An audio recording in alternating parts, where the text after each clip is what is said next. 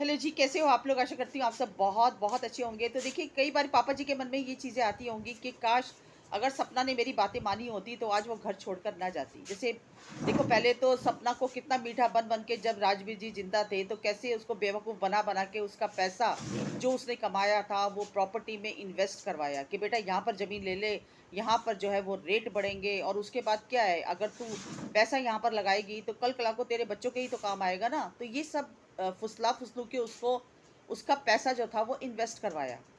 कई जगह पर सपना ने अपना पैसा लगाया। और उसके बाद आप लोगों ने देखा कि राजवीर जी के जाने के बाद अब हम सब ये जानते हैं कि जो उनके ससुराल वाले हैं उनकी इस घर में बहुत ज़्यादा चलती है। ठीक है, क्योंकि जो मम्मी जी हैं वो अपने मायके वालों के हिसाब से चलती हैं, और जो उनके जो मामा जी हैं उन्होंने सबसे पहले क्या बोला था राजवीर जी के डेथ के बाद कि भैया इसका जो यूट्यूब चैनल का एक्सेस है, जो इसका बैंक अकाउंट है, वो सब अपने पास रख लो, हमें दे दो, क्योंकि इसका तो कुछ पता नहीं है ये कब छोड़ छाड़ के भाग जाए। तो ये बातें मामा जी ने कही होंगी ना पापा जी से, एडवाइस तो वही देने वाले थे। लेकिन यहाँ पर सपना ने समझदारी दिखाई और सपना ने इन चीज़ों के लिए विरोध किया, और उसने वीडियो के माध्यम से भी ये चीज़ें बताई कि मुझे ऐसे ऐसे बोलते हैं। ठीक है, आजकल के टाइम पर कौन अपनी प्राइवेट चीज़ें, और वो भी फाइनेंशियली, कौन देता है? आजकल तो लोग अपनी सैलरी, अपनी इनकम तक नहीं बताते हैं, और ये उससे बैंक अकाउंट और उसका एक्सेस मांग रहे थे। ठीक है, और उसके बाद राजवीर जी के जाने के बाद ये क्या चाहते थे कि सारा दिन गधों की तरह काम करती रहे घर में,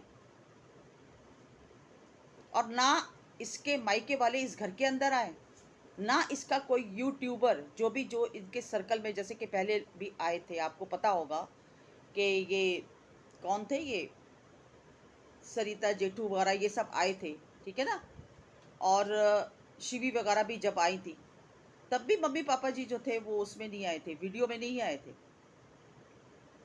उसके बाद लखन वगैरह भी आए थे, तब भी इन लोगों का मुंह सूज गया था, क्योंकि नहीं चाहते थे कि कोई भी घर में आना जाना हो किसी का भी। और तो और इसके मायके वालों का भी आना जाना ये लोग पसंद नहीं करते। तो वो ये चीजें चाहते थे कि जैसा जैसा हम कहते जा रहे हैं वैसा वैसा वो करे। और आपको क्या लगता है कि राजवीर जी के जाने के बाद क्या सपना ने कहा नहीं होगा, सपना ने फोर्स नहीं किया होगा कि पापा जी कम से कम कोई स्टेप तो उठाओ आप? लेकिन पापा जी क्या, पापा जी बेवकूफ बनाते रहे कि उसको बोलो जाके अलका को मना कराओ, चुप कराओ, चार बातें सुनाओ उसको, हम कर रहे हैं भाई, हमें हमारा भी बेटा है, हम कर रहे हैं, हो रहा है, पीछे सब कुछ हो रहा है, चल रही है इंक्वायरी। तो ऐसे सपना को इन्होंने बेवकूफ बनाया। और उसके बाद ये अगर चाहते हैं कि शराब पिए हम, और शराब पीकर हम गंदी गंदी गालियां दे, और ये बेचारी बैठकर गालियां सुनती रहे, या हम शराब पीकर ये कहें कि आजा बेटा मेरे पास आके बैठ, और ये मेरे पास आकर बैठे, ये सब चीजें अगर सपना कहना मानती तो शायद वो घर छोड़कर ना जाती। ठीक है, लेकिन क्योंकि सपना ने इन चीजों का विरोध किया, सपना ने विरोध किया, इसीलिए इनके घर में इतने कलेश होते थे, इतने लड़ाई झगड़े होते थे। कौन बेटी ऐसी है जो अपने माँ बाप को गालियां पढ़वाए, मतलब अपने माँ बाप के लिए गालियां सुनेगी? आप लोगों ने देखा ही था कि किस तरह से इसकी मदर और ये भाई वगैरह आते थे तो ये लोग पानी का गिलास तक नहीं पूछते थे, मिलना तो बहुत दूर की बात। कौन लड़की चाहेगी कि मेरे मायके वाले आए और मेरे मायके वालों की इतनी बेइज्जती हो, और मेरी माँ को इतनी गंदी गंदी गालियां शराब पीकर दी जाए? कौन लड़की चाहेगी? तो इन्हीं चीजों का तो उसने विरोध किया ना। और जब उसको लगा कि ये मेरे ऊपर गंदी नजर भी रखते हैं तो उस चीज का भी उसने विरोध किया, और जब विरोध किया तो होने लगी मारा पीटी, शराब पीकर उसको मारा जाता था। तो बस यही कारण थे जिसकी वजह से सपना ने ये बोल्ड स्टेप उठाया, क्योंकि उसके साथ इसीलिए गलत व्यवहार होता था क्योंकि उसके पापा जी के कहे अनुसार सपना नहीं चलती थी। बहुत सारी बातें अभी भी ऐसी हैं जो सपना ने छुपा कर रखी हुई है, सपना ने नहीं बताई। हाँ, अगर कोई होती ना, कोई मतलब बेचारी सीधी सादी होती और वो ये चाहती कि नहीं मुझे अपने घर में बसना ही है, मुझे जैसे जैसे कोई मेरा शोषण कर रहा है मुझे करवाना ही है, लेकिन मुझे इस घर से नहीं जाना, क्योंकि मेरा कोई नहीं है इस दुनिया में, ना मैं कमाती हूँ ना मेरा कोई अपना है। अगर इस तरह की कोई लाचार लड़की होती तो आज वो इसी घर में होती, और पापा जी की मनमानी के अनुसार उसको बेचारी को करना पड़ता। लेकिन यहाँ पर सपना सक्षम थी। सपना का परिवार उसके साथ, बहुत सारी होती हैं ऐसी लड़कियां, बहुत सारी बेचारी ऐसी लड़कियां होती हैं। जाकर देखो आप, आपको पता चलेगा कि दुनिया में ऐसे ऐसे भी जो लोग हैं जो बेचारे इतने, कहते हैं ना, मतलब किसी पे डिपेंड है, और लड़कियां जो इतना मजबूरी में सब कुछ सहती है, और हार कर एंड में वो क्या करती हैं आप सब लोग जान सकते हैं। ये तो सपना की किस्मत अच्छी थी कि सपना चार पैसे कमाती है और उसके घर वाले उसको सपोर्ट करते हैं, इसीलिए उसने ये सब चीजों का विरोध किया और ये चीजें नहीं सही। और जब बाहर आके उसने सोशल मीडिया पर बताई तब तो इनका गुस्सा और बढ़ गया, तब तो इतना गुस्सा बढ़ गया कि पूछो मत। और यही कारण था कि जो सपना जब घर छोड़कर जा रही थी तो एक बार भी इन्होंने रोका नहीं, क्योंकि इनको पता था ये रुकेगी नहीं। इनको ये पता था कि ये रुकेगी नहीं, ये विरोध करने वालों में से है। आज अगर ये सच्चे होते ना तो दुनिया भर के प्रूफ लगाए होते इन्होंने सपना के खिलाफ, कि देखिए जो जो सपना ने मेरे ऊपर एलिगेशन लगाए हैं वो सब झूठे हैं। आज तक कभी इन्होंने कोई प्रूफ दिया? कोई प्रूफ नहीं दिया, जबकि सपना ने अपनी हर बात का प्रूफ दिया। तो इस तरह की मानसिकता के लोग हैं ये। अगर पति चला जाए दुनिया से तो उसके साथ आप ऐसा व्यवहार करेंगे?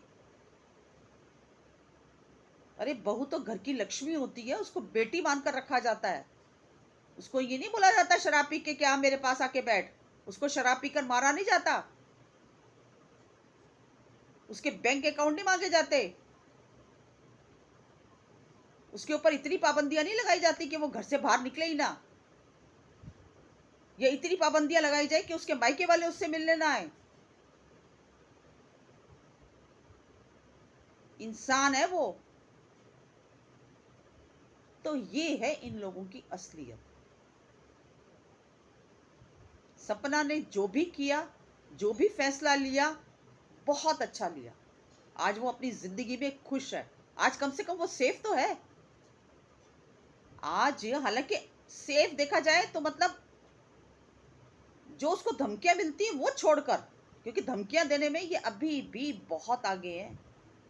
याद है ना आपको कैसे धमकियां मिली थी जब जा रही थी वो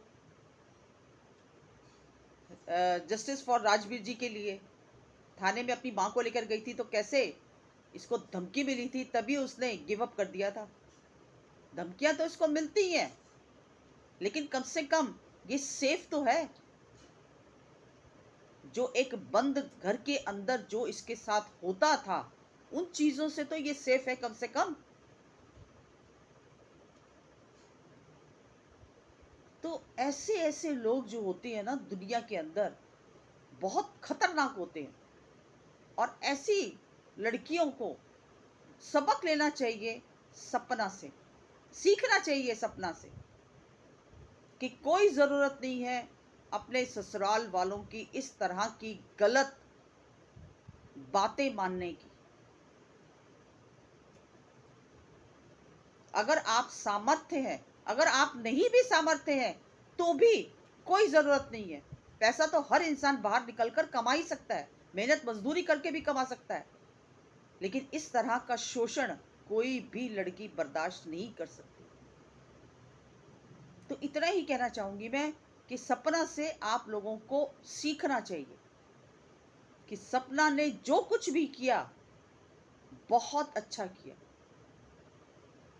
और दूसरी तरफ कल जीजी का वीडियो आया, और दीदी जो छोटी जीजी है उसका वीडियो देखकर मैं हैरान हो गई। बताओ, इसको इतनी समझ नहीं है कि मम्मी जी के लिए उसने फ्राइड राइस बनाए हैं, तो भैया जिस तरह से मम्मी जी खाना खाती हैं उस तरह से तेरे को सर्व करना नहीं आता भाई। अरे प्लेट में ढंग से चावल डाल, कटोरी में दही जो वो मांग रही थी दही डालो, एक स्पून रखो, चम्मच रखो और मम्मी को परोसो।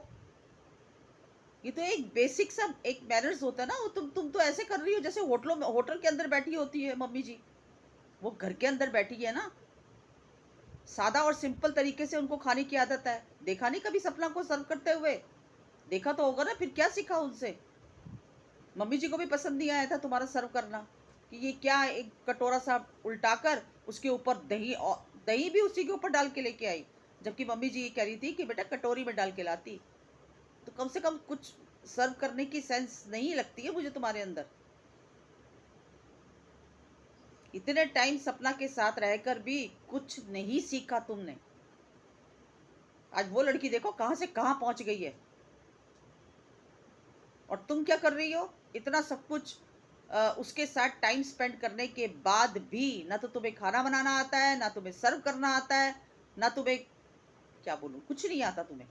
सिर्फ और सिर्फ चालाकियां और शातिरपना आता है तुम्हें, कि किस तरह से किसी का घर तोड़ना चाहिए। तो सीखो कुछ, ठीक है? बड़े बुजुर्ग जो होते हैं ना, उनको खाना ऐसे नहीं दिया जाता, ढंग से और तमीज से दिया जाता है खाना।